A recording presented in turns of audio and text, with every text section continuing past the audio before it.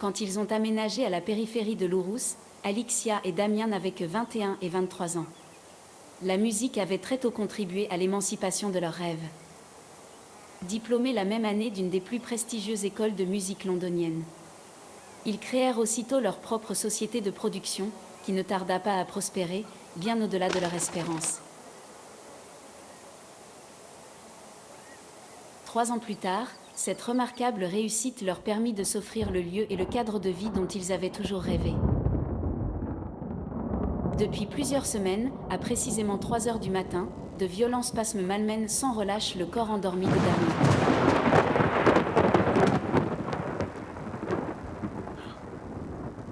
L'humeur d'Alixia, qui partage la vie, et désormais les abominables nuits de Damien, se dégrade jour après jour. Dorénavant, pour se préserver, elle organise à grand renfort de psychotropes son sommeil.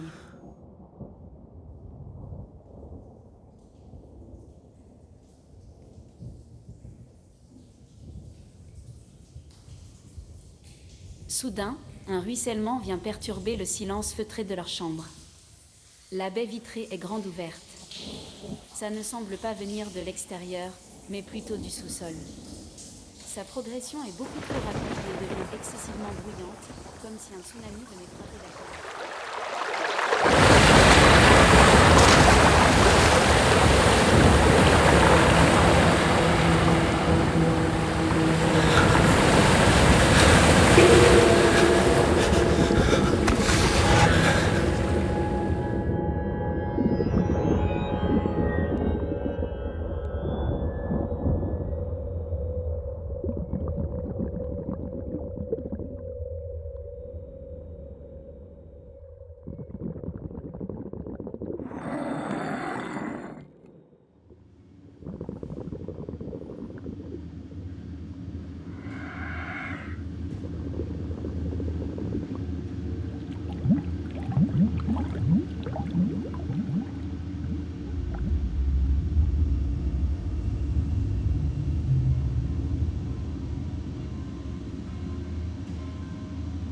C'est toujours le même scénario.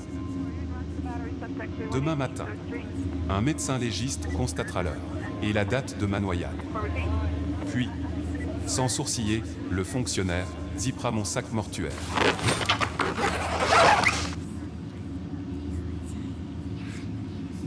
Aussi froide soit-elle, cette épreuve m'indiffère. Contrairement à cette délicate manœuvre, qui sans heurts, est en train de m'extraire avec les plus grands soins de mon enveloppe charnelle.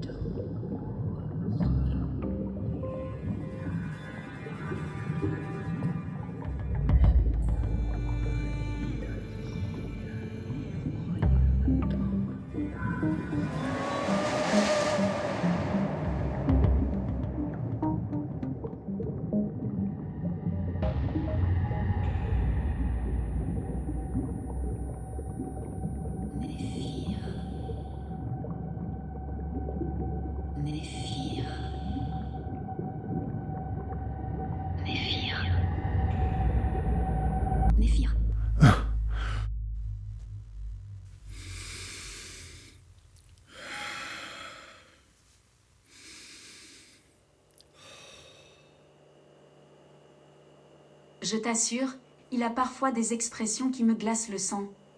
Tu vas te moquer de moi, mais parfois j'ai l'impression qu'il est possédé. Tu n'as pas essayé de l'asperger d'eau bénite. Tu vois, tu te moques, mais moi je t'assure que ça ne me fait pas rire.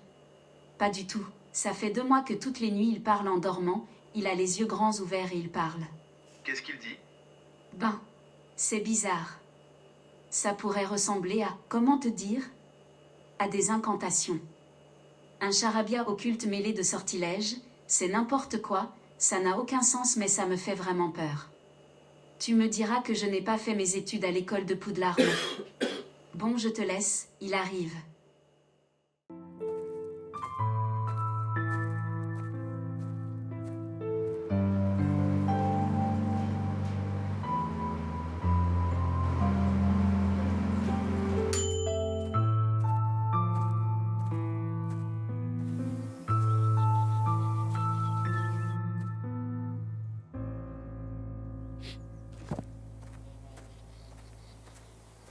Dis-moi Damien.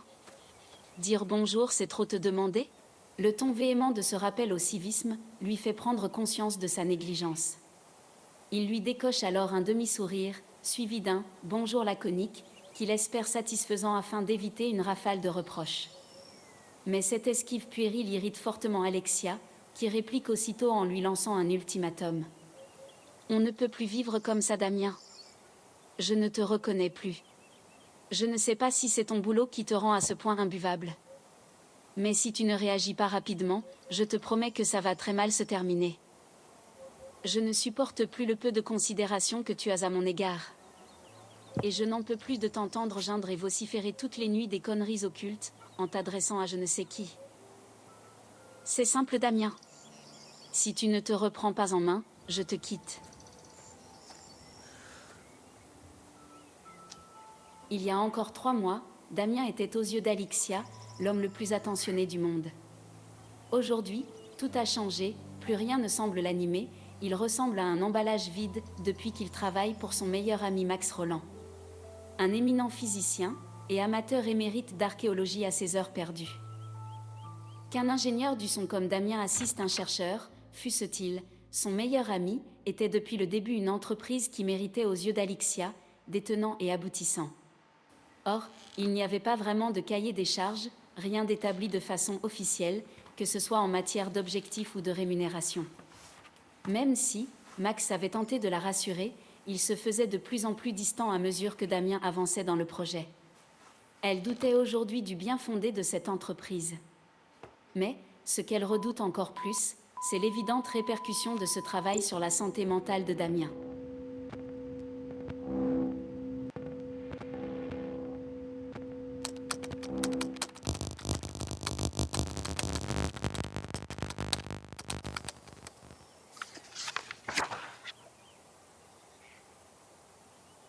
Le soleil surplombe l'immense réserve naturelle de Subukia.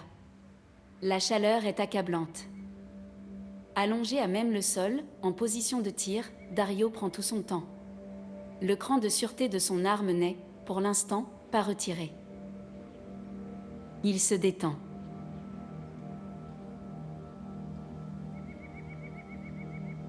Chasser le grand fauve dans le but de se relaxer est certes une activité plus onéreuse qu'une séance de yoga ou qu'un parcours de golf. Mais, incontestablement plus en adéquation avec son état d'esprit. Aujourd'hui, le safari auquel il participe est organisé par un groupuscule saoudien, en marge des circuits touristiques traditionnels. Un virement bancaire crypté, dans un pays à fiscalité heureuse, est la formalité requise pour assurer la logistique du séjour. Les guides, recrutés par cette organisation, sont pour la plupart des Kenyans, mentalement débraillés, en pick-up japonais. L'adrénaline commence enfin à élever son rythme cardiaque, et il s'en réjouit. C'est à vrai dire, pour cette raison qu'il s'adonne à des safaris illégaux et hors de prix. Mais, l'euphorie recherchée est encore loin d'être au niveau de ses espérances. À peine plus excitant qu'un concours de tir au pigeon dans une fête foraine. En effet, pour un ex-militaire tel que Dario, le danger, la menace, les aléas d'une mission n'ont pas d'équivalent. Et ça lui manque terriblement.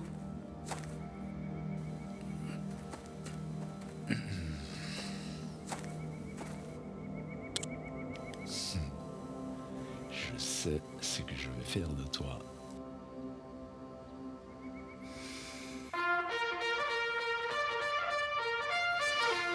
Ah! Ah putain Muller, tu fais chier. J'étais à deux doigts de me faire des housses de siège auto. Mon pauvre Dario, t'as pas idée à quel point je m'en cague de tes housses. Je ne sais pas où t'es, et d'ailleurs je m'en fous. Mais ramène-toi au plus vite, on l'a retrouvé.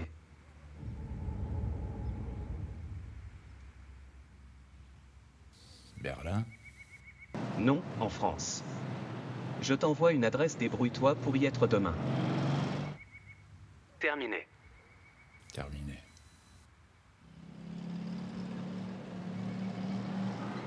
Officiellement, Muller et Dario n'intégreront que demain matin leur nouveau bureau, au commissariat central de l'Ourous. La veille, l'ex-général Hugues, aujourd'hui chef d'une cellule de renseignement intergouvernemental, lui a fait un rapide briefing sur les modalités de l'opération à venir. Pour le préfet, son adjoint, le maire et le chef de la police de la ville, vous et Dario, faites partie d'une section antiterroriste sous couverture. Ils n'ont pas à en savoir plus. Demain matin, un bureau vous sera attribué. Vous y recevrez vos badges et matricules. Ensuite, je vous somme de vous sortir les doigts de là où je pense. Ça a assez duré. J'exige des résultats et de la discrétion. J'insiste sur ce dernier point qui a parfois tendance à vous échapper. Les rodéos et les fusillades sont proscrits. D'un point de vue stratégique, Muller pense que le général Hugo Boss, comme il le surnomme, n'aurait jamais dû informer tous les notables de la ville. Il estime qu'une mission secrète doit, comme son nom l'indique, rester secrète. Et puis badge ou pas, accréditation ou pas. Si d'ici à demain matin l'occasion se présentait, il n'aurait aucun scrupule à abattre cet inqualifiable être qu'il traque sur tous les continents depuis plus de 3 ans.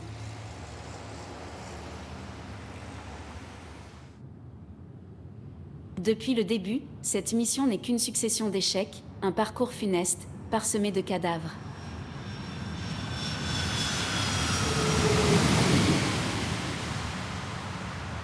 Tu vois un symbole?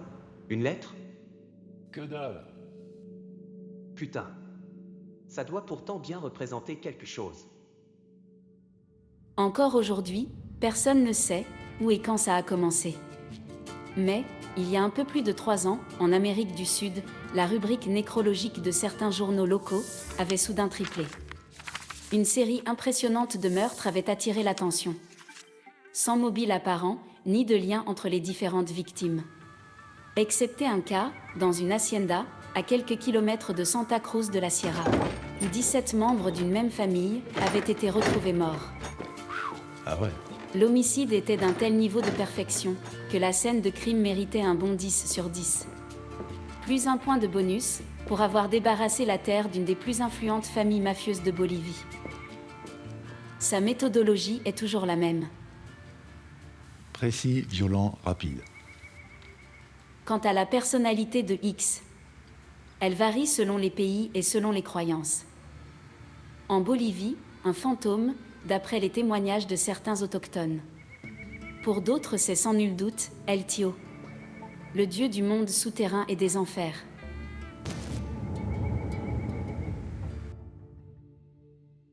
Oui, ça avance, j'y suis presque. Et si tu m'en disais plus? Non. Enfin. Ce n'est pas que je... Sérieusement, Max. Quel est l'intérêt d'une aussi basse fréquence? Entre 3 et 30 Hz, c'est juste inaudible. C'est une fréquence uniquement mesurable lors d'un tremblement de terre. C'est quoi l'idée? Comment te dire? Disons que je m'intéresse au champ magnétique. La résonance de Schumann. Tu connais? Dans les grandes lignes. C'est en rapport avec une. Max.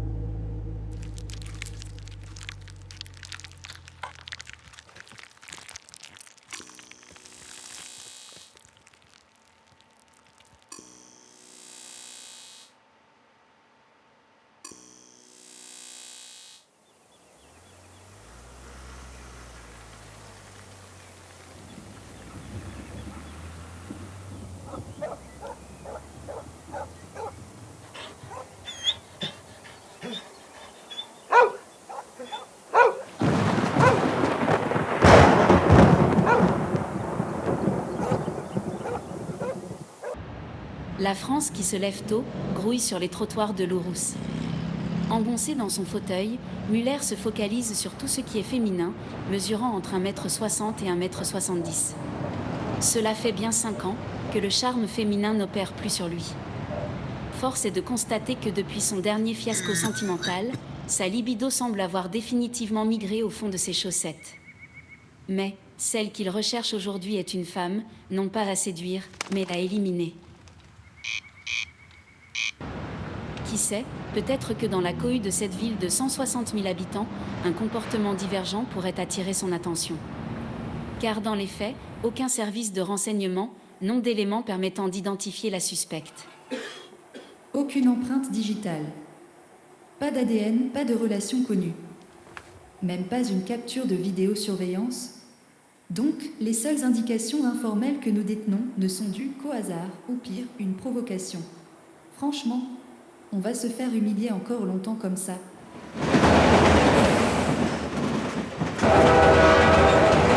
C'était dans la nuit du 15 août, à proximité de Oranienbouwstrasse, rue principale d'un quartier réputé chaud de Berlin. Ils étaient revenus sur le lieu, où la veille un nouveau crime avait été commis. Des effluves de pisse, de shit et de patchouli posaient d'emblée les bases culturelles du quartier. Leurs lampes torches balayaient les pavés et les pâtés de vomi, en quête d'un éventuel indice. Jusqu'à ce que...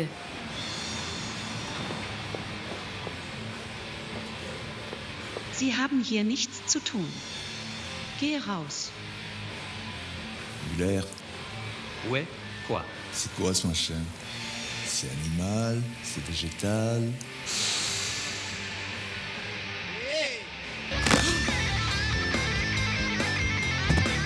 C'était quoi? Femelle, 1m65, cheveux jaune pisse. Fais le tour.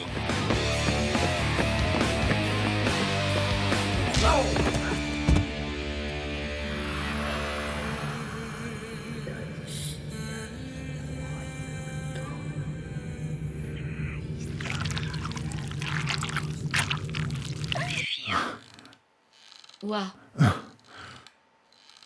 Ça s'arrange pas. Ouais. C'est pas terrible en ce moment. Je te l'accorde. Je me suis endormi, ou fait un malaise, je ne sais pas. Je me rappelle avoir eu Max au téléphone, et puis plus rien, le trou noir. Le point positif est que ça y est, j'ai fini. Il t'a enfin dit sur quel projet il travaillait? J'ai l'impression que Max en ce moment est comme moi, pas très cohérent. Il a esquivé en bafouillant qu'il s'intéressait au champ magnétique. Mouais. C'est vague. Je lui envoie le fichier, il en fera ce qu'il voudra.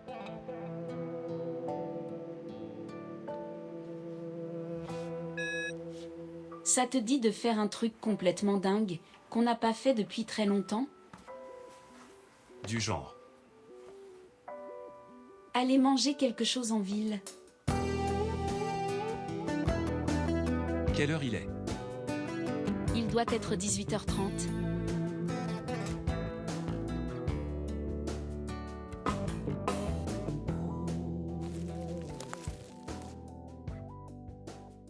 Quartier résidentiel appartement B9.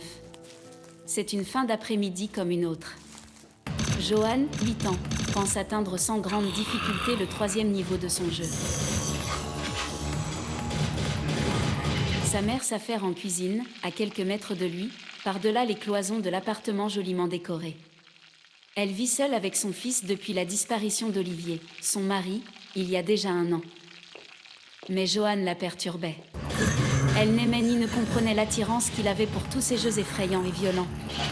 Des jeux qu'elle trouvait inconcevables pour un enfant de son âge. Elle avait beau filtrer et parfois même confisquer, mais Kevin, son crétin de cousin adepte du pire tout pire, le fournissait en pire du pire. Ce soir, elle va lui parler. Ce repas sera un moyen pour elle de confronter son fils à des moments simples et positifs.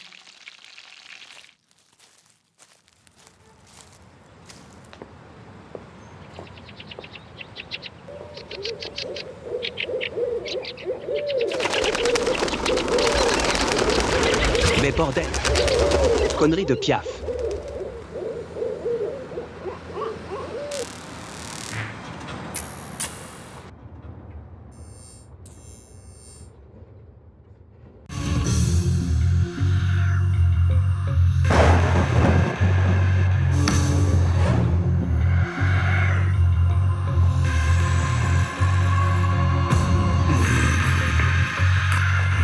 pas dû. Tu vas mourir. Paf. J'ai pas fini. Pourquoi il change de partie? Maman?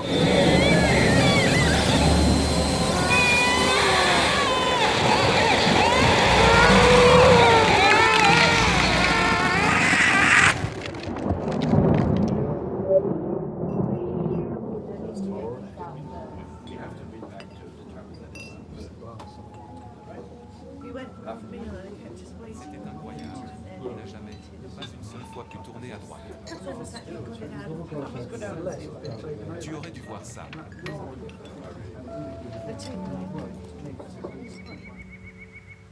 Tu l'as reçu? Oui, je l'ai commencé. Ah déjà. Alors j'écoute tes critiques. Connaissant ton histoire, je sais qu'à la fin tout finira par s'imbriquer. Mais dans cette première partie, il y a tellement d'événements que les gens vont se perdre, se dire oula, ça part dans tous les sens. Je sais, mais ça s'est passé exactement comme ça. Alors pourquoi l'avoir classé dans roman et fiction? Parce que si c'était une révélation, l'humanité devrait changer de paradigme. T'imagines? Où en es-tu? Quand Muller, après avoir ruminé plus d'1 heure dans sa chambre d'hôtel, la quitte pour aller prendre ses marques au commissariat de Lourous, où le fonctionnaire de garde essuie patiemment la furie d'une jeune femme, déclarant la disparition de son fils. Faites un effort. Je vous en supplie. Il est tout ce qui me reste, vous comprenez? Ce qu'il faut avant tout, madame, c'est vous calmer. J'ai signalé sa disparition. Là. Nous sommes malheureusement débordés et en manque d'effectifs. On attend. Ouais, c'est Alain. C'est un bordel sans nom ce soir. Encore 3 accidents de voitures causés, ce coup-ci par des chiens errants. Et tiens-toi bien. Des rats, des putains de rats ont investi la clinique du lac. Il nous faut du monde. Ah oui, j'oubliais.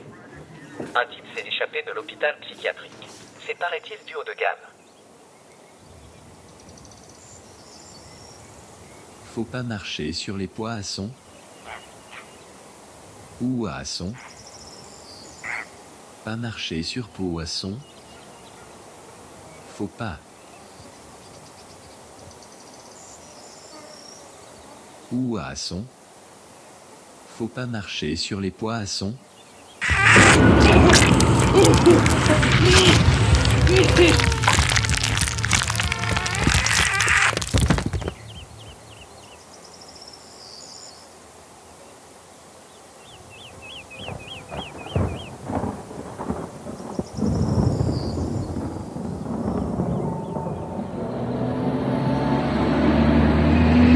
Alors, ce n'était pas une bonne idée ce resto? Bonne? Tu veux dire excellente. Ouah. Qu'est-ce qu'il y a? C'est qu'avec cet éclairage, elle ressemble à Quoi? un cauchemar. Elle a la tête d'un monstre qui m'envoie des calamars à la gueule toutes les nuits. Ouais. Ce n'est pas le physique le plus cauchemardesque que je connaisse. Détrompe-toi, ça, c'est le diable. Allez, roule.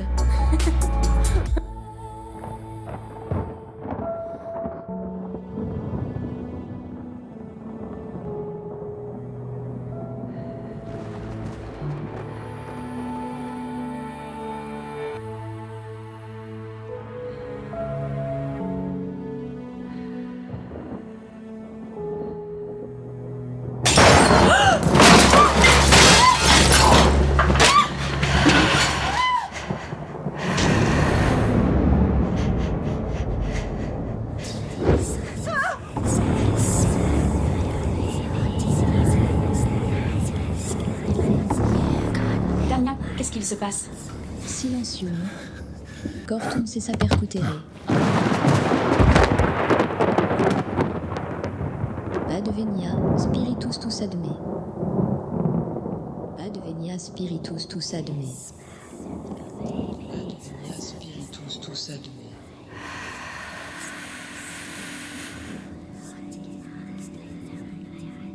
Je sais que tu as peur, non pas de moi, car maintenant tu me vois telle que je suis, ce qui d'ailleurs est quelque peu déconcertant. Mais ça, on verra plus tard. Tu as maintenant conscience que je ne suis pas ce qui te hante. Ce qui te hante est ce que tu as créé et tu le sais.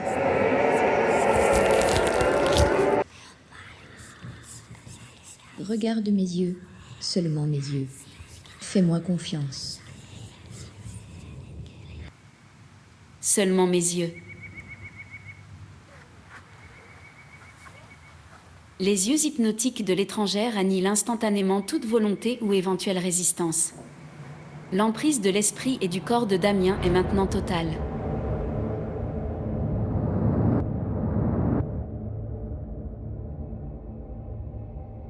Des couleurs, des parfums, de nouvelles sensations. Tout un univers dont ils font partie défile autour d'eux, comme deux molécules a priori insignifiantes, mais essentielles.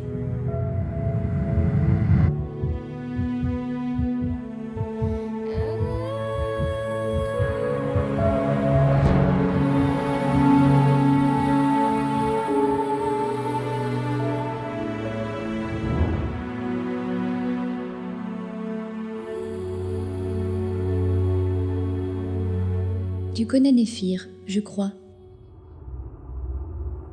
Cette chose n'est pas un animal, comme tu sembles le penser.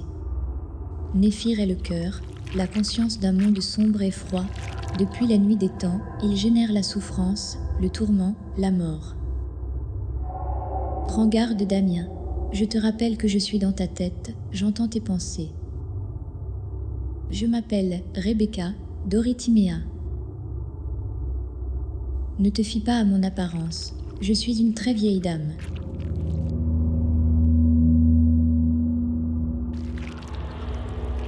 Je fais partie des humains, tels qu'ils étaient, avant que Néphir ne s'en prenne, une première fois à la Terre.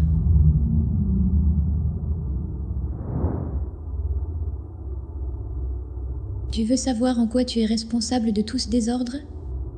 Eh bien, c'est simple, tu as rouvert une porte que j'avais jadis fermée et donné à Néphir une nouvelle chance d'assouvir sa funeste tâche.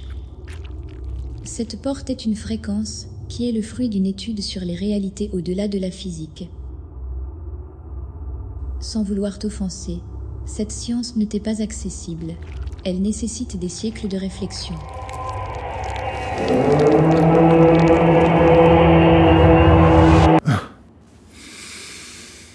Tu as été manipulé. Cela ne fait pas l'ombre d'un doute. Attends mon retour, mais je t'en prie, sans éprouver à mon égard la moindre animosité. À son réveil, ta compagne n'aura aucun souvenir. Omnia obliviceris.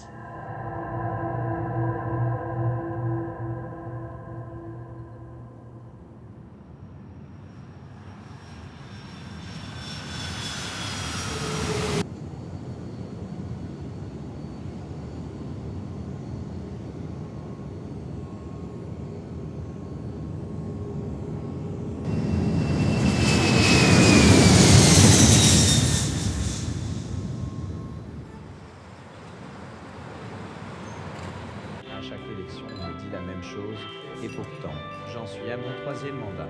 À votre avis, comment est-ce possible? Le vendredi et le samedi sont en général des soirées clés.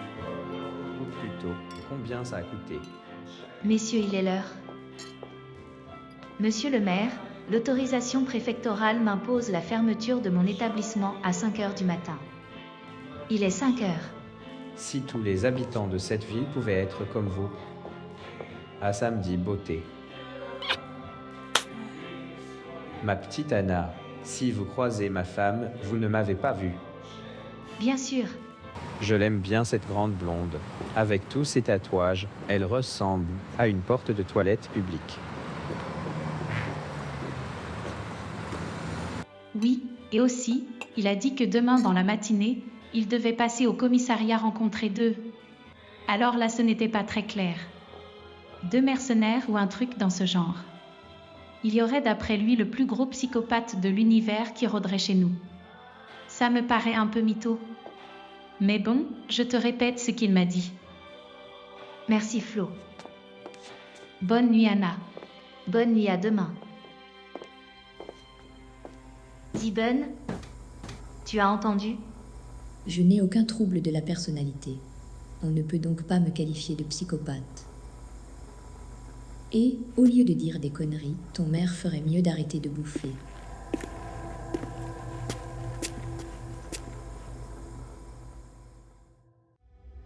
Reviens.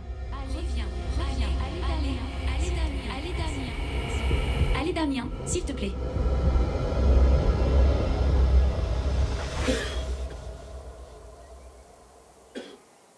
Ça va? Toi? Oui, je vais bien. Apparemment, nous avons eu un deuxième coup de foudre cette nuit. Mais celui-là aurait pu nous être fatal. Par bribes, elle raconte à Damien sa version de l'histoire et il ne cherche pas un instant à l'interrompre. Il aurait beaucoup de difficultés à parler avec elle, de cet être aux 3 prénoms, d'origine hongroise, venu d'un autre monde, d'un rêve ou d'un fantasme. Tout en reprenant doucement ses esprits, il se colle sans rien dire au remplacement des ampoules et au réagencement du mobilier. Tu te rends compte, la maison aurait pu prendre feu. Moi qui aimais bien les orages. Eh ben, c'est terminé. Il y a plein de gens qui meurent chaque année d'électrocution.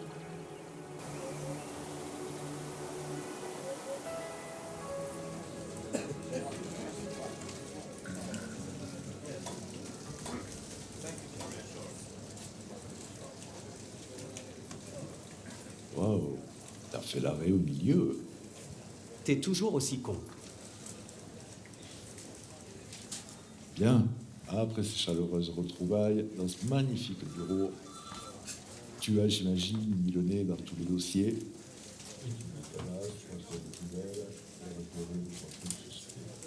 Elle est où, la cafetière? Voilà le maire. Bonjour messieurs. Oh, le machin. Bien, je vais être bref. Le général Hugues m'a prévenu. Vos méthodes, votre indiscipline et que sais-je encore sont au-delà des limites. Là, et peu m'importe. Mais débarrassez-moi de ce monstre. C'est une femme. Hein? Comment est-ce possible? Portrait robot. Ouais. J'imagine que vous aussi, dans votre ville, vous avez un ramassis de pack à chiens. Hein? On les trouve où? Boîte, bar de nuit. Boudassé s'il y a ça dans son royaume.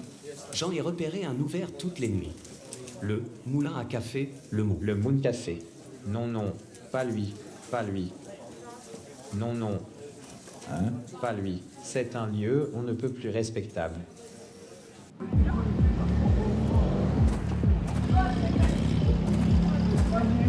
Jusque-là, ça sent pas vraiment la respectabilité.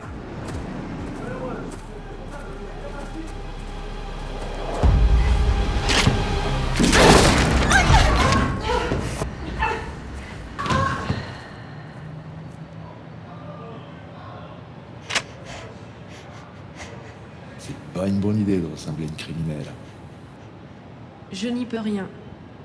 Moi non plus. T'es pas un peu jeune pour fréquenter ce genre de lieu? Non, pas forcément. Quand je peux, je viens 1 heure ou 2 dans la journée faire du ménage. Anna me donne de l'argent quand je le fais. Elle est là?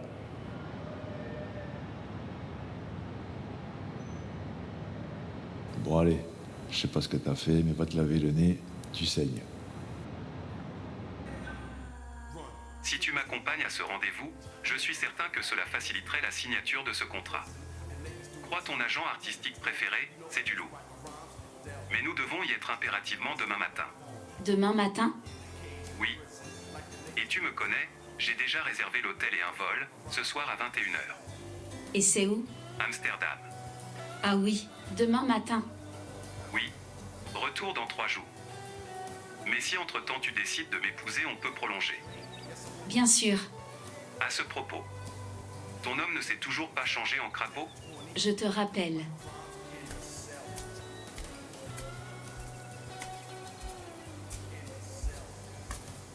Tu as l'air soucieux. Non, ça va, je t'assure. Je viens d'avoir Franck au téléphone. Il me demande de l'accompagner pour la signature d'un nouveau contrat. Le truc, c'est que ça se fait à Amsterdam. La nouvelle tombait à point nommé pour Damien, car il redoutait d'annoncer à Alixia qu'il allait devoir reprendre ses dernières activités afin de les corriger. Mais surtout, comment lui expliquer l'inexplicable? Comment justifier que, par sa faute, un monde de glace habité par une entité maléfique menaçait à nouveau la Terre? Comment assumer la responsabilité de cette sombre prophétie qu'une jeune femme venue de l'origine du monde lui avait révélée cette nuit?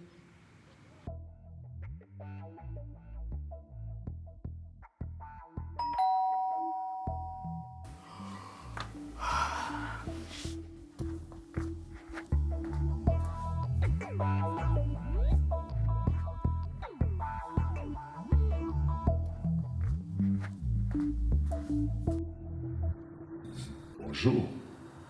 Vous êtes bien la responsable du Moon Café? Oui. C'est à quel sujet? Déjà, que vous mériteriez largement le numéro 1. Et ensuite, pouvez-vous me dire si cette personne fait partie de votre clientèle occasionnelle, voire régulière? Non, ça ne me dit rien. Regardez la photo avant de dire non. Et arrêtez de dire non en remenant la tête, ça va me gonfler. Vous l'avez déjà vu? Ou pas? Désolée, j'aurais été ravie de vous aider. Passez au bar à l'occasion.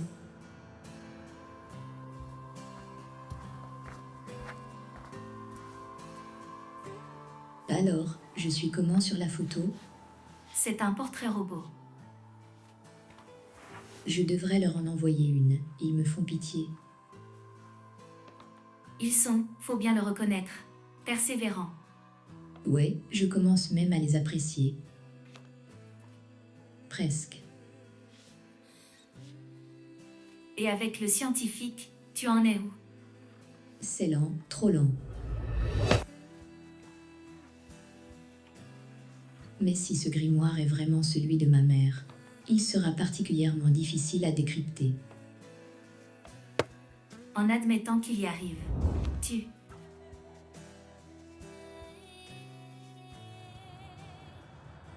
C'est à environ 80 km. Et on prendra un taxi de chez lui à l'aéroport. Je t'appelle demain matin. Ok. À demain, ma douce.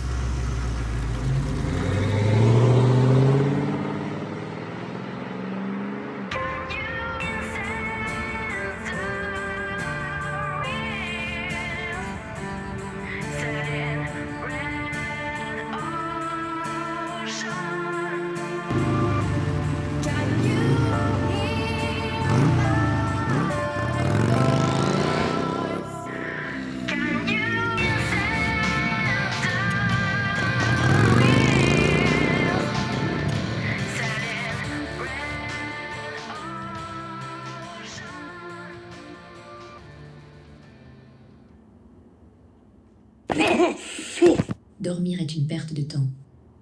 Au boulot.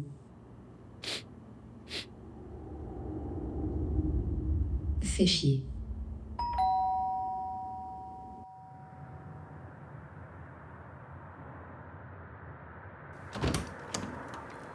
Méconnaissable, hirsute et grossi, la jovialité de Max avait disparu.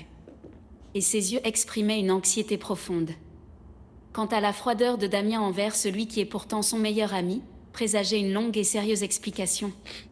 Ce que Max comprit immédiatement. Sans un mot, il invite Damien à s'asseoir et lui demande quelques instants pour reprendre ses esprits. Tout a commencé il y a 3-4 mois, au Moon Café. Je discutais avec Anna, la jeune patronne, je crois qu'elle a vécu en Russie. Tu la connais? On s'en fout, va droit au but. Oui, ok. Donc, peu de temps avant la fermeture, une femme blonde ébouriffait mes pieds depuis un bon moment en se tenant à l'autre bout du bar. Qu'est-ce que tu n'as pas compris dans « va droit au but » ? Il y avait un livre devant elle. Tout en continuant à me fixer, elle l'a fait glisser sur le bar jusqu'à moi, et c'est là que tout a commencé.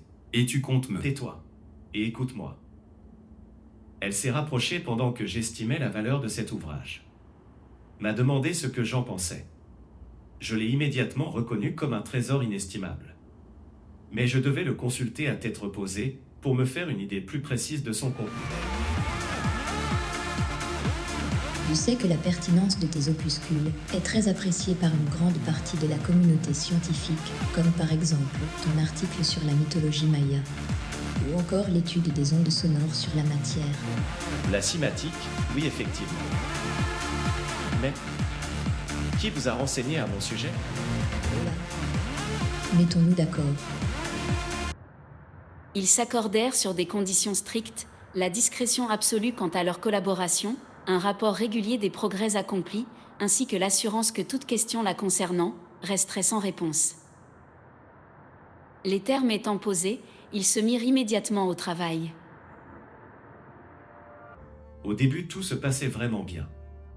Bon, elle était assez familière dans sa façon de me parler, mais la passion l'a emporté sur certaines évidences. L'ouvrage qu'elle m'a confié n'a pas de valeur quantifiable et j'ai passé des nuits entières à en convertir les symboles. Elle n'a jamais été disposée à m'en dire plus sur elle, mais ça m'était égal dès lors que son trésor me menait de découverte en découverte. Un jour, tout a basculé. J'ai décrypté la racine d'un rituel déconcertant qui, s'il s'avère exact, consiste à ouvrir sur le monde un espace par lequel se projetteraient des éléments extérieurs, pouvant provenir d'exoplanètes et même au-delà. Je n'aurais jamais dû lui parler de ça. Ça l'a rendue complètement hystérique. Elle m'a harcelé nuit et jour pour me faire jouer les apprentis sorciers, trouver ce que révélaient ces pages. Pourquoi ne pas lui avoir rendu son bouquin? Tout simplement. Écoute-moi Damien. J'ai découvert à mes dépens qu'on ne peut rien refuser à Zidane. Il faut que tu me crois, c'est important, elle n'est pas humaine. Je t'ai mis en danger mais c'est vraiment malgré moi. Elle connaissait ton existence. Ma curiosité m'a fait perdre la raison et pactiser avec une inconnue, diabolique. Je te crois Max. À mon tour de te raconter mon histoire. Moi aussi, une créature s'est invitée chez moi. Elle s'appelle Rebecca Doritimea.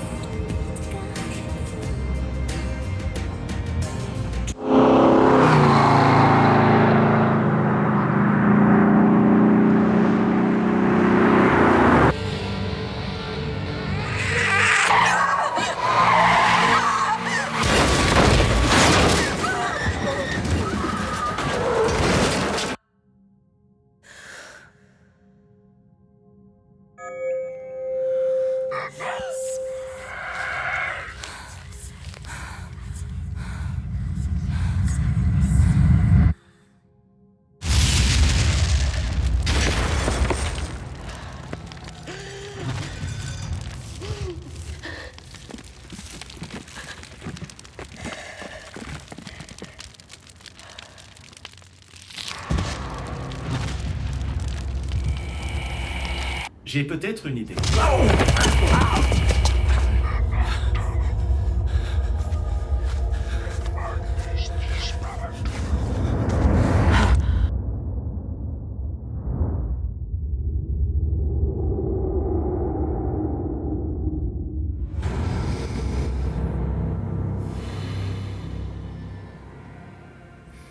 Est-ce que ce que j'ai vu était réel? Il s'est approprié le corps et l'esprit de ton ami pour te trouver. Je suis sincèrement désolée.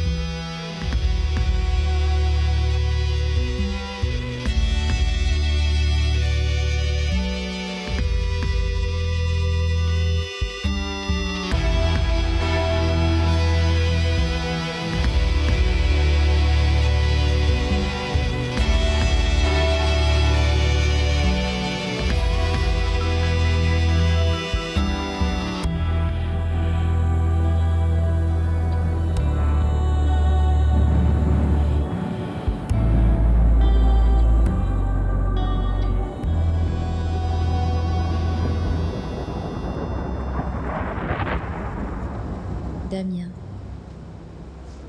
Je te conduis dans mon monde, car tu es en danger. Mais y accéder est éprouvant. Tu dois te contrôler, ne pas te laisser submerger par ton chagrin, même si je sais qu'il est immense. Car cela pourrait te plonger dans des abîmes insondables. Rebecca inspire une confiance naturelle et il s'en remet à elle, sans aucune retenue. Elle lui explique que dans son monde, tout était différent, que tout était forgé par son imagination. L'environnement, les lois de la physique, tout n'était que le fruit de sa créativité. La possibilité de façonner son propre environnement, de guider sa propre perception, comme il le faisait actuellement, bien que de façon inconsciente, offrait une perspective réconfortante à ses yeux, malgré le bouleversement causé par la perte d'Alixia. Je l'observe depuis un toit, au niveau de son appartement. Je suis passé la voir cet après-midi. Je suis reparti avec la seule impression de m'être fait balader.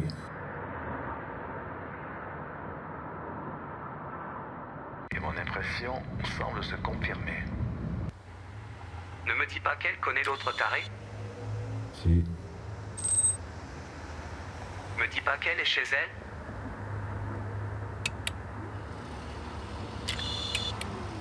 Eh ben, tu réponds oui ou merde.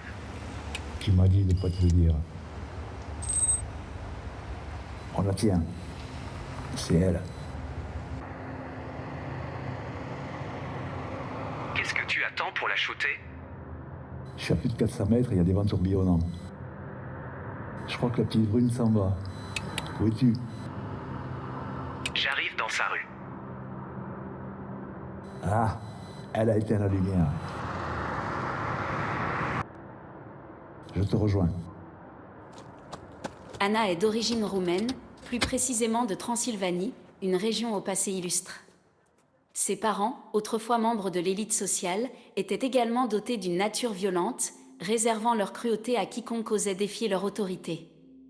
Le sort de leur unique fille, Anna Popescu, ne fit pas exception à cette règle. Alors qu'elle n'était qu'une enfant de 6 ans, elle refusa simplement de s'excuser pour ne pas avoir salué correctement un proche de la famille. Par souci de préserver leur réputation, ses parents lui infligèrent une terrible sanction. Pendant que sa mère maintenait fermement sa tête, son père approcha de son œil le tisonnier sorti des braises incandescentes de la cheminée. Les cris stridents de l'enfant parvinrent aux oreilles de Ziben, qui s'était récemment installé à proximité de la demeure de cette famille. Ziben, dont le temps s'est figé il y a de cela 6 siècles, alors qu'elle n'avait que 27 ans. Elle est étrangère à la miséricorde, à l'affection et à l'amour. Arrivée sur place, elle contemple le spectacle d'horreur qui se déroulait devant ses yeux, sans exprimer la moindre émotion. Elle tua d'abord la mère, puis l'invité indélicat qui avait déclenché la colère des parents, et enfin le père qui mourut dans d'indicibles souffrances. Alors qu'elle observait le destin implacable qui s'était déchaîné dans cette pièce. Elle se tourna vers la fillette meurtrie, le regard froid et pénétrant, sans une once de compassion. Malgré cela, une décision étrange a pris forme en elle.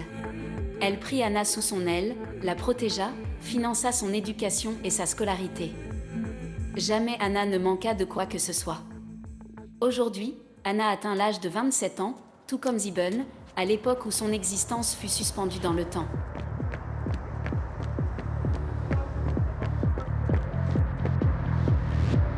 Là.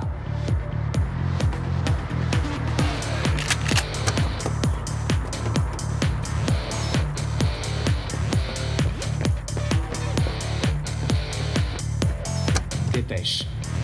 Ouais, je fais que ça.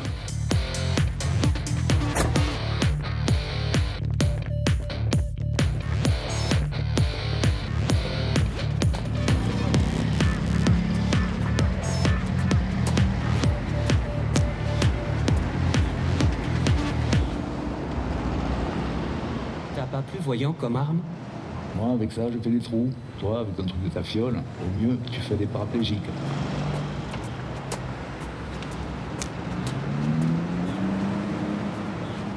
Tu vas voir que je vais encore nous la faire à l'envers.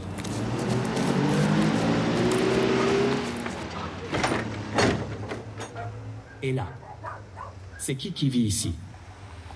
Bouge pas, je vais voir. Ça ne va pas, non vraiment pas. Il se passe des choses anormales. Tu t'es cassé un ongle? Il n'y a qu'un appartement au 5e étage, au nom de Max Roland. Le flux ininterrompu de paroles paniquées de Max s'entrechoquait à un rythme qu'il ne maîtrisait pas. Ce flot de mots, jeté presque en vrac, avec un regard de chien battu si effrayé, amuse Sieben pendant quelques secondes. Les lamentations, les états d'âme et la détresse de Max n'avaient aucun impact sur elle. Seule l'avancée des recherches concernant les écrits du grimoire de sa mère la préoccupait. Avec ce type qui a un profil de victime, vaut mieux suivre le protocole. On va l'interpeller proprement. Ce soir-là, dans un paragraphe dédié au souvenir, une description est apparue à Sieben comme une révélation. Ce souvenir était la description d'un lieu, un lieu dédié à la pratique d'un rituel où elle avait promis à sa mère de la retrouver. La réflexion de la lune blanche sur le grand rocher rouge à travers un voile violet. Signifiait la date, la localisation et la couleur rouge symbolisaient le rituel du sang. Le voile violet était en réalité l'émanation de l'améthyste, une pierre violette magique associée à la protection.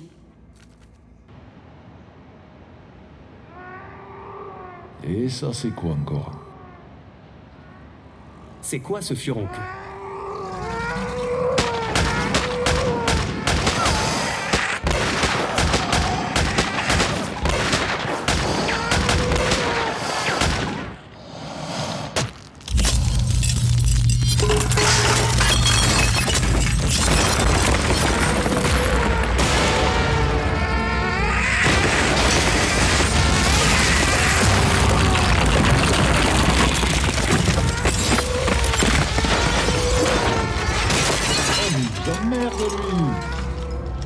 Sieben avait traversé les siècles sans jamais avoir vraiment eu à côtoyer la peur. Cependant, l'aura qu'émanait cette force maléfique la déstabilisa et réussit même à l'impressionner. Pour la première fois, elle se sentit vulnérable.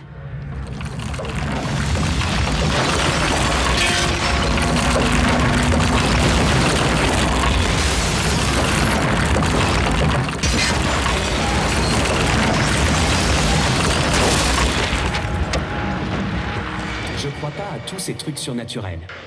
Moi non plus, mais là, comment ça se passe? On y croit ou pas? Plus de balles.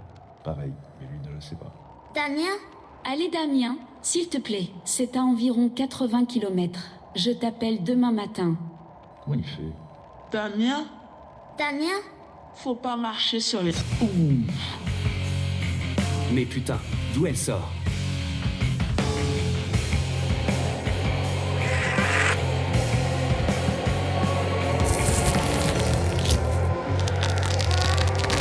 Et lui, c'est quoi? Un démon? Pire.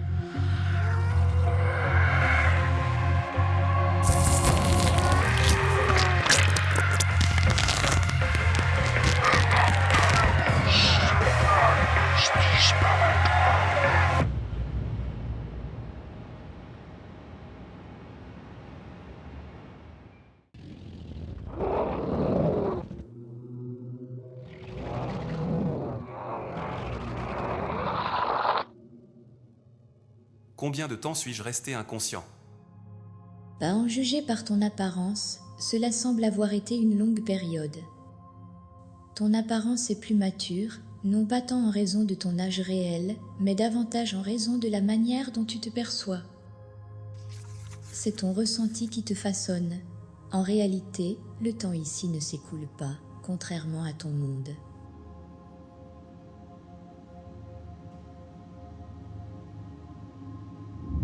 Néphir s'est emparé du corps d'un enfant et a désormais trouvé son ancrage.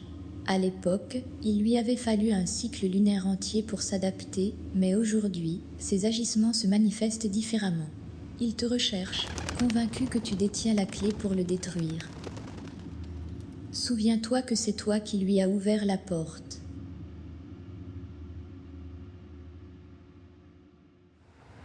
Bien sûr, mais je vous répète ce qui s'est dit. Nous ne pouvons pas parler de failles sismiques à ce stade. Les experts en charge de ce dossier ont très peu communiqué mais ont tout de même évoqué, je les cite, La manifestation notable d'infrasons, c'est-à-dire de fréquences extrêmement basses et dans le cas qui nous occupe, parfaitement géolocalisées. Il est beaucoup trop tôt pour donner un avis ferme et définitif. Fin du communiqué. Chers auditeurs, pensez-vous que la cause de cette catastrophe soit due, petit a, au réchauffement climatique, petit b, l'hyperurbanisation? Il raconte que des conneries. Sur notre site ou bien nous appeler. Que s'est-il passé? Votre avis en direct à l'antenne. On vous... Une chose qui aurait dû demeurer une simple légende s'est manifestée. Une ancienne légende que les anciens racontaient aux plus jeunes. Celle d'un monstre émanant des brumes, capable de revêtir l'apparence de quiconque, hommes, femmes, enfants, animaux. Avec ses longues pattes, il les enlaçait pour se nourrir de leur âme. Mais, à l'aube, au-dessus des brumes imprégnées de ces âmes déchues, les sages prétendirent avoir aperçu les brumes s'élever vers le ciel, prenant la forme d'une pieuvre gigantesque. Tu avais quel âge quand tu as entendu cette histoire? C'était vers 1400-1420, je devais avoir une quinzaine d'années. Et donc, cette nuit, tu as vu ce monstre, ici? Pas lui, mais un corps qui s'est récemment approprié, et il n'y a qu'une seule personne capable de l'éliminer. Il y a une personne capable de l'éliminer. C'est plutôt une bonne nouvelle. Non. J'espère, je ne sais pas. C'est qui? Ma mère.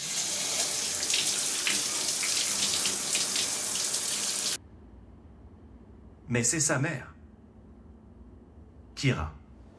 Kira était une sorcière extrêmement puissante, réputée comme l'une des plus redoutables de toutes.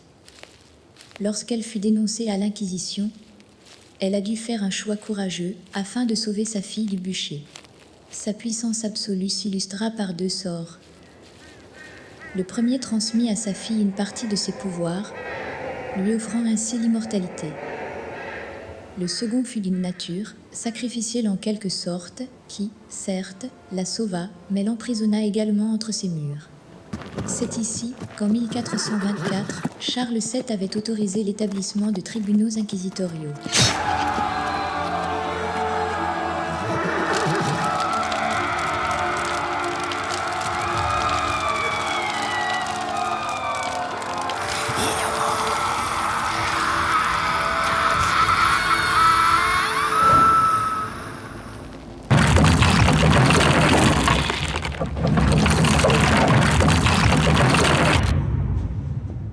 Cette époque est un enfer. Non. Ce n'était pas que ça, loin de là. Comme tu as pu le constater, ce lieu a ses souvenirs. Nous n'en faisons pas partie. Quant aux âmes errantes et spectres égarés, nous n'existons pas pour eux. À moins que... À moins que quoi? Je dois y réfléchir.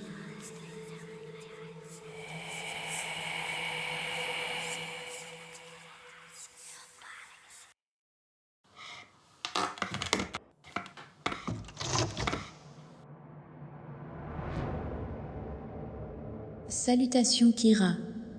Que la grâce vous accompagne. Rebecca Doritimea. Voici donc lui. Par tous les damnés. Cet équipement est des plus grotesques. Sont cela les apparats que revêtent tous les hommes du XXIe siècle? Certainement Kira, même les dames s'attifent ainsi.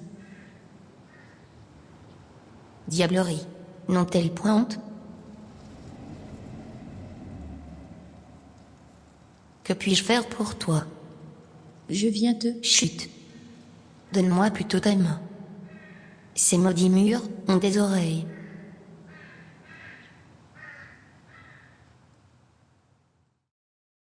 Mais enfin, Muller, tu l'as vu comme moi. On l'avait sous le nez. À quoi? 3 mètres. Non, franchement, général, il est trop vieux. Il vaut plus rien. Faut le changer.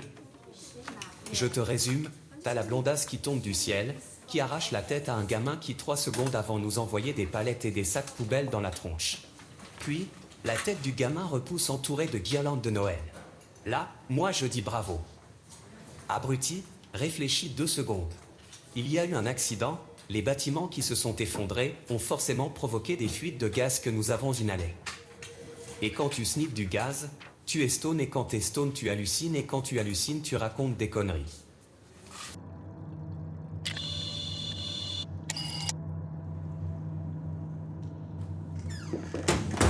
Monsieur Max Roland, t'as intérêt à filer droit, sinon tu vas ramasser. Parce qu'entre mon collègue et moi, il y a de l'eau dans le gaz. Qu'est-ce que tu fous avec ça et qui est-ce? Je voudrais un avocat. Et tant que tu y es, tu veux pas un massage? Bon. Alors, elle s'appelle Zibon. Zibon comment? Je ne sais pas, Tu vis avec, et tu ne sais pas. Je vous assure, je ne sais rien à son sujet. Elle me séquestre. Elle m'oblige à décrypter un manuscrit, le grimoire de sa mère. Ah, un grimoire. Et la sorcière, elle met le chocolat dans le papier alu. Pardon? Il m'est donné, en cette époque où les parchemins dévoilent les secrets de l'art magique, de contempler avec attention le sortilège que tu avais jadis employé afin d'isoler Néphir. Il était d'une complexité exquise, mais point ne peut-il être réitéré en l'état. Ainsi, je me suis inspiré de la mélodie tissée par ton compagnon aux vêtements désordonnés, mais la mienne prend un chemin divergent. Elle repose sur 3 harmonies, 3 incantations, 3 sorcières. Or, nous ne sommes que 2. Je souhaite que la 3e soit ma fille, Zieben. Qui êtes-vous? Ah Seigneur, qui va la tuer? Serait-ce le diable en personne? Pourquoi faire ça? Qui êtes-vous? Ne la tue pas. Ma belle amie, j'ai ressenti que ton compagnon possède certains pouvoirs qu'il n'imagine point. J'ai également ressenti cette vérité. Il y a autre chose, Rebecca. J'ai entrevu ton destin. Es-tu véritablement certaine de vouloir entreprendre l'action qui t'anime? Oui, Kira, j'ai longuement médité sur cette question, et les conséquences m'en sont connues. Les ombres du destin s'étendent devant toi. Que les étoiles guident ton chemin sur la voie que tu as choisie. Damien? Damien? Pourquoi m'as-tu amené ici? Pourquoi? Elle aussi, tu vas la tuer?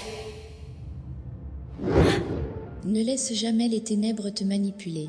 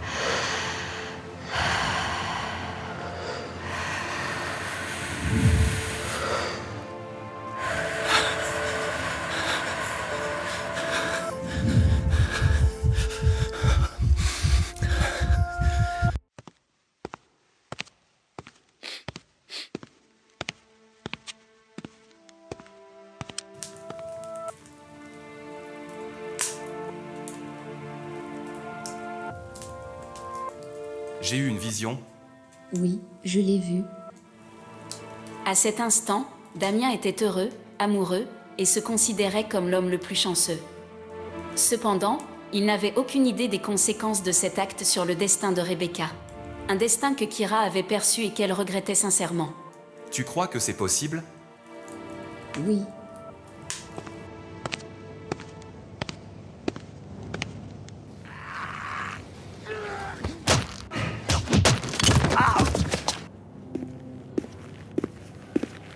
J'y crois pas. La meuf, comment elle déchire? Bonjour, je suis votre avocate. Non, Je vous libère. non. Sinon, c'est encore moi qui vais avoir des problèmes. Et puis je n'ai pas de chaussures. Ils me les ont prises. Serre-toi de tes pieds du con.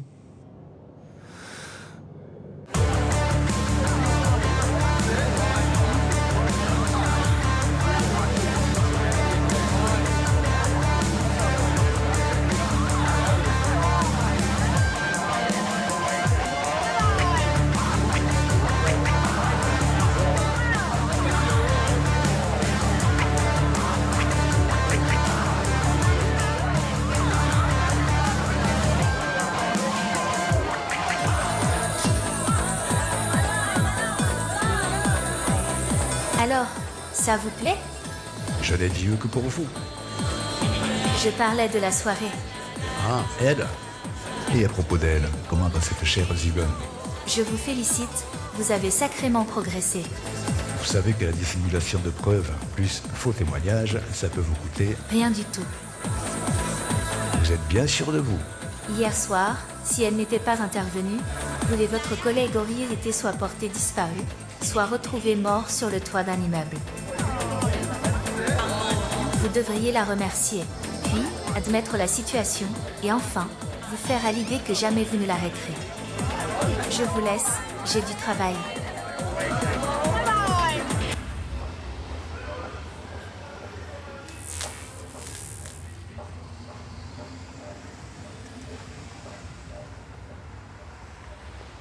Je m'arrête, j'ai trop mal aux pieds. J'y crois pas.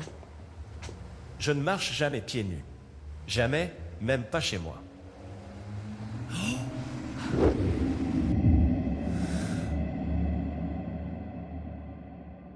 Ne te fatigue pas. Tu ne pourras pas m'imposer cette illusion bien longtemps. Qui es-tu?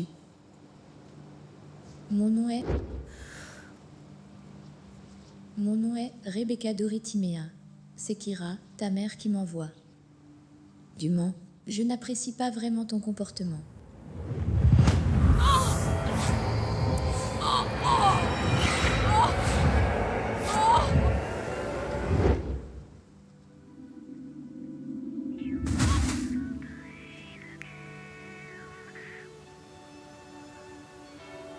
C'est chez moi.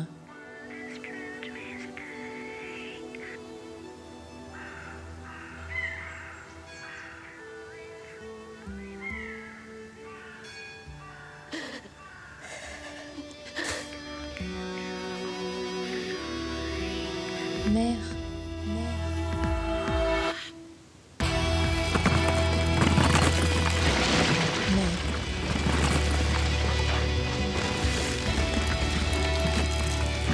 J'étais si près du but. Il ne me manquait qu'une seule chose. L'améthyste, ma chère enfant. Oui, mère. Cette maudite pierre magique. Ma douce petite fille, il t'était impossible de la trouver. Car, connaissant ta nature impulsive, je l'avais mise hors de ta portée. Revenir en ce monde requiert une magie qui ne t'est point encore accordée. Cela aurait mis en péril ton être.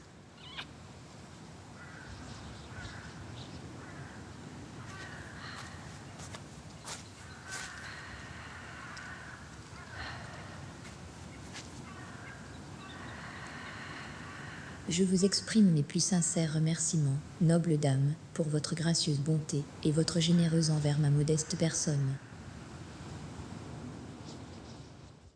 Max? Damien? C'est toi? Qu'est-ce que tu fais dans le noir? Mais où étais-tu? Hein? Tu étais où? Si tu savais. Mon Dieu, si tu savais. Je sais. C'est un cauchemar, je suis sûr qu'on va se réveiller. Je crois pas. Il n'y a plus rien de rationnel. J'en ai vu une autre, tout à l'heure dans le souterrain. Une autre quoi? Une autre entité venue de je ne sais où. Je connais un prêtre. C'est un ami, il pourra peut-être nous sauver. J'ai mal aux pieds, bon sang de bon sang, qu'est-ce que j'ai mal aux pieds? La police ne me croit pas, mais tu me diras que c'est normal. Même moi, je n'y crois pas. Non, je ne te dirai pas ça. Et, ah bon? Pourquoi? La deuxième entité, comme tu dis, sera la mère de mon enfant. Et est à ce moment même en train de sauver notre monde. Tu es possédé. Tu n'es pas. Tu n'es plus toi. Calme-toi, respire, tout va bien. Écoute-moi.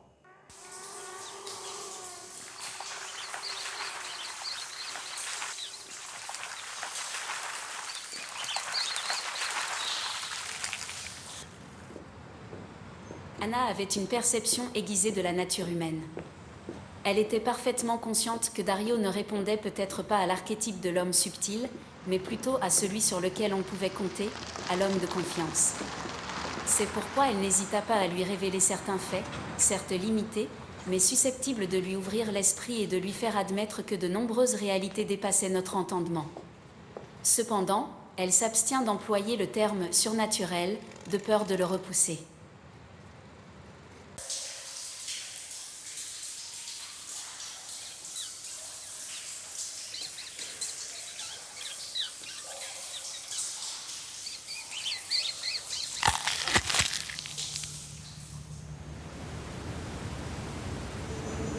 Esprit de lumière, puissance éternelle, unissez-vous à nous dans cette bataille mortelle.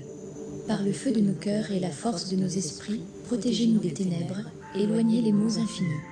Que nos âmes brillent comme les étoiles de la mer nuit, que nos esprits soient forts, remplis de clarté et d'harmonie. Par le pouvoir ancestral des sorcières réunies, nous repoussons cette force sombre, elle sera anéantie. Par les éléments de la terre, de l'air, de l'eau et du feu, nous scellons notre intention, notre pouvoir grandissant peu à peu. Par les éléments de la terre, de l'air, de l'eau et du feu, nous scellons notre intention, notre pouvoir grandissant peu à peu. Que la lumière triomphe, que le mal soit repoussé, par notre volonté et notre magie, ainsi soit réalisé. Que cette incantation résonne dans l'univers, guidant nos pas, dissipant les nuages pervers.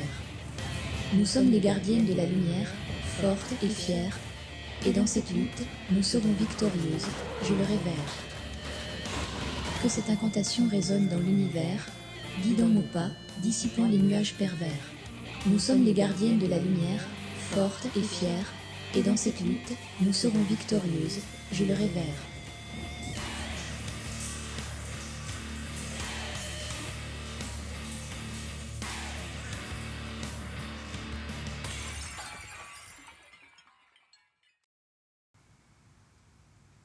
Neuf mois s'étaient écoulés depuis lors. Il fait bon, c'est l'automne, sa saison préférée. Rebecca demeurait une auditrice silencieuse, contemplant avec tendresse ses amis, désormais liés depuis cette nuit funeste. Max et Zibun avaient enterré leur animosité mutuelle. Il est vrai que Zibun avait connu une métamorphose depuis que sa magie lui permettait d'invoquer la conscience de sa chère mère. Je peux ressentir de l'anxiété et de la peur à l'idée de ce qui aurait pu arriver si ça n'avait pas réussi. Je crois que le moment est venu. Max, Zibun, Anna. Je dois me retirer à présent afin de donner naissance à notre enfant. Je vous suis infiniment reconnaissante pour ces moments précieux que nous avons partagés. J'ai trouvé un certain bonheur à vivre ces quelques mois au sein de votre monde. Mais nos chemins se séparent désormais pour toujours. Car pour moi, donner la vie signifie mettre un terme à la mienne. Telle est la destinée de toutes les femmes du premier monde, créées selon ce dessein divin. Cet acte est pour moi un immense honneur, car ma lignée représente la continuité de ma propre existence, une existence déjà si longue. Mes très chers amis, je vous assure que mon cœur demeure serein quant à cette décision. Je ne souhaite point susciter en vous le regret. Au contraire, je vous enjoins simplement à poursuivre votre chemin et de profiter pleinement de l'existence qui vous est offerte.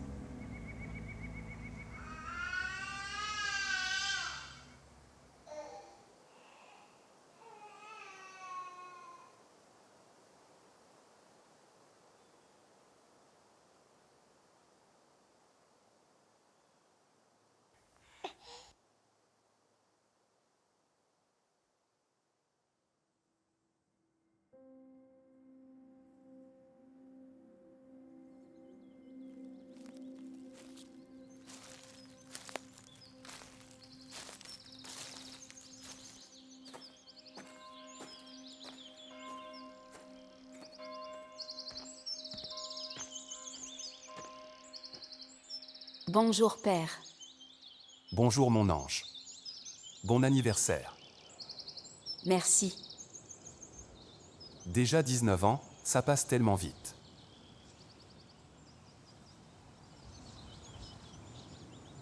J'ai terminé ton livre ce matin. Tu n'as pas parlé de ce que maman t'avait confié juste avant de me mettre au monde. C'est vrai. J'ai gardé ça pour nous. J'ai apprécié, car c'était le moment où elle t'avait demandé, si tu le voulais, de m'appeler Solène. Mais, un jour, tu m'as également dit qu'elle t'avait alerté d'un événement futur me concernant. Je sais seulement que dans un an, pour tes 20 ans, quelque chose d'important va se produire en toi, mais... Mais maman ne m'a pas laissé de détails supplémentaires. N'est-ce pas? Hélas, non. Elle n'en a pas eu le temps. Même si je ne connaissais pas la date précise. Depuis longtemps, je sens que quelque chose d'exceptionnel m'attend.